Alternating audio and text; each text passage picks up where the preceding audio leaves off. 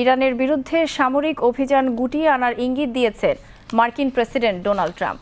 White house প্রশাসন যুদ্ধের পরবর্তী ধাপ এবং ইরানের সঙ্গে সম্ভাব্য শান্তি আলোচনার রূপ কী হতে পারে তা নিয়ে প্রাথমিক আলোচনা শুরু করেছে বলে জানা গেছে।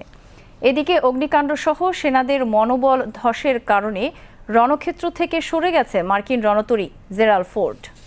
এছাড়াও ইরান যুদ্ধ বন্ধে যুক্তরাষ্ট্রের পক্ষ থেকে আলোচনার অনুরোধ নিয়ে বিশেষ বার্তা পেয়েছে তেহরান।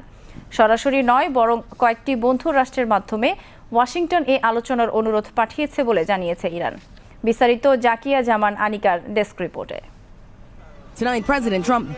ইরানের যুদ্ধ থামাতে কূটনৈতিক তৎপরতা জোরদার করছে আঞ্চলিক শক্তিগুলো। তুরস্ক, মিশর ও পাকিস্তানের প্রতিনিধিরা পৃথকভাবে মার্কিন বিশেষ দূত স্টিভ উইটকফ ও ইরানের পররাষ্ট্রমন্ত্রী আব্বাস আরাকচির সঙ্গে বৈঠক করেছেন বলে জানিয়েছে মার্কিন সংবাদ মাধ্যম অ্যাক্সিওস।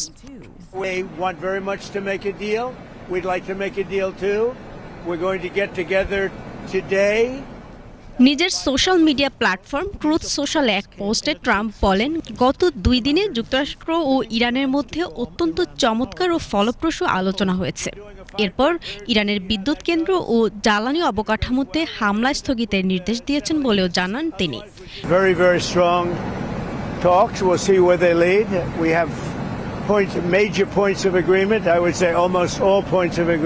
ট্রাম্পের এমন ঘোষণার খবরে আন্তর্জাতিক বাজারে অপরিশোধিত তেলের দাম কমতে শুরু করে এবং চাঙ্গা হতে থাকে শেয়ার বাজার। কিন্তু আলোচনার দাবি প্রত্যাখ্যান করেছে ইরানের গণমাধ্যমগুলো।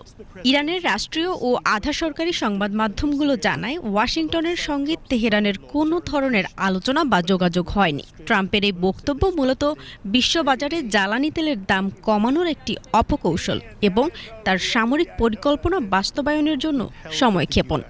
ইরানের সংবাদ সংস্থা ফার্স নাম উল্লেখ না করে একটি সূত্রের বরাত দিয়ে জানায়, প্রেসিডেন্ট ট্রাম্পের সঙ্গে সরাসরি বা কোনো মধ্যস্থতাকারীর মাধ্যমে ইরানের সঙ্গে যোগাযোগ হয়নি। সূত্রের দাবি, উপসাগরীয় অঞ্চল ও ইসরায়েলের বিদ্যুৎ কেন্দ্রগুলোতে ইরান পাল্টা হামলার হুঁশিয়ারি দেওয়ার পর ট্রাম্প মূলত পিছু হটেছেন।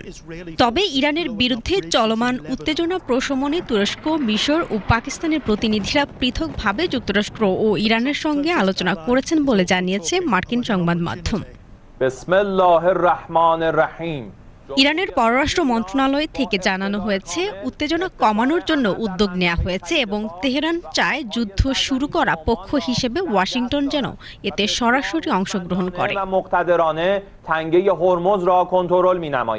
لذا به دلیل تسلط و قدرت کافی نیازی به مینگذاری در خلیج فارس نخواهد بود. এদিকে গাজা ইস্যুতে অবস্থানের কারণে ইউক্রেনের সঙ্গে ইরানের সম্পর্ক এখন বৈরিতায় রূপ নিয়েছে। চলমান যুদ্ধে ইসরায়েলকে সহায়তার প্রস্তাব দেওয়ায় কিয়েভকে কঠোর হুঁশিয়ারিও দিয়েছেন Iran. Its entire territory a legitimate target. Zakia Zaman Anika, BTV news.